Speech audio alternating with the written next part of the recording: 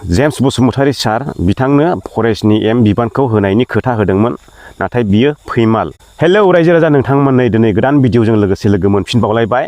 आङो दा खोथा रायलायगोन जाहैबाय जेम्स बसुमतारी सार। दायो BPF दोलोआ गोबां बिस गोनां खोथा बुंनानैहाय रायजोफोरनि गोसोआव सोनानै होनानैहाय बिथांमोना ओरैबायदि बिस सोनानै होदों रायजोफोरनि गेजेरावहाय एभेक्सन खालामनायनि सायाव बेखौ रायजोफोरनो सोनानै होदों आरो बै मुस्लिम बाहायफोरनि गेजेरावहाय बिथांमोना बुंदों बिथाङा देरहायोब्ला नोंथांमोना होजोबजागोन बेफोरबायदि बिस सोनानै होनाय बेबायदिनो गोबां बायदि खोथा बुंनानै बिस सोनानै दिनैहाय आरो BJPनि अक्सिजेन लानानै हां लानानै बिथांमोना गुबुन हारिनि भट लानानै देरहासार जालांबाय आरो बे भटनि खिंफिङावहाय मानाव गेदेर हाग्रामा महिलारी सार बिथाङा गावनि खुगाजोंनो बुंदोंमोन जेम्स सार जै देरहाबायथाय डाइरेक्ट फरेस्ट खौ होगोन होननानैहाय नाथाय दिनै बोरो नोंथांमोना खोनासं। फरेस्ट डिपार्टमेन्टखौ মই जेम्सকে দিম जोंबो बिरोधी दलनिब्लाबो बिथांनोहाय फरेस्ट खौहाय होजानो लुबैदोंमोन।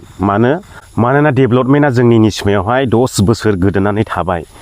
बिनि जुनैनो एसेसो जोंहा डेभेलपमेन्टआ बांसिन फैयो खोमा साननानै जोङो बिरोधी दलनिब्लाबो माने फरेस्ट खौहाय होजानो लुबैदोंमोन आरोखि जोङो जेम्स सारनोहाय।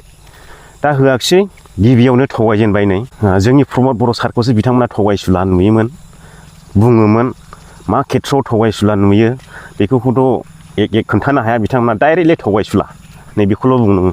दा नै गिबियावनो सरखार कमप्लिट जायैयावनो थगायजेनबाय अब्ला नायदो बेनो रायजोनि मोजां मावग्रा।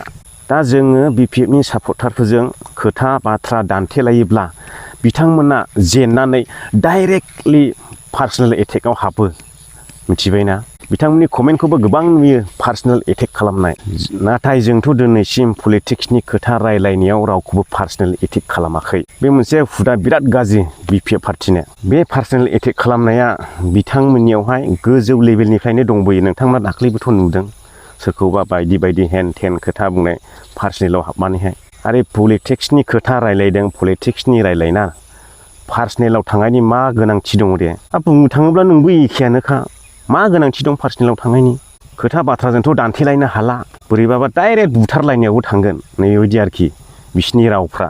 आरो लोगोसे बिथांमोना बिटिआरआव थानाय 6था जाथिफोरनो ST होगोन होननानैहाय बिथांमोननिफ्राय भट आदाय खालामदों।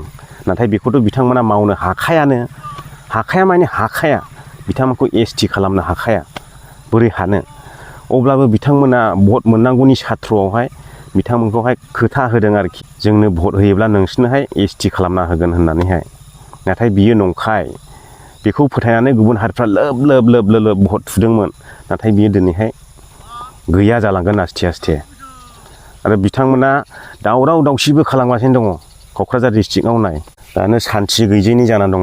बेजों लोगोसे सानै मानसि बिराद गोरों लिडार बर'नि माने बयखौबो बर' रायजो राजाफोरखौ बुजायनो फैग्रा सानै बेनो जाहैबाय दावराव देख्रेब आरो अमर सिं ना मा होनो। बिथांमोननि खुगायाव गेसाव राव ओंखारनो बेखायनो नामबो लानो गोसो जाया आं दिनै लाफ्रांगारलायबायसो।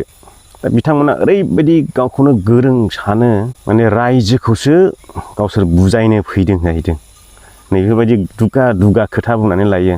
दा बांद्राय बुंब्लाबो दुखु मोनगोनलाय आरो माखासे खोथा दंबावो। दा आङो दिनैनि भिडिअखौ बेयावनो दोनथ'बाय नोंथांमोना डिसाइड खालामदो जोङो निसिमायावहाय फरेस्ट खौ नांगौना नाङामोन।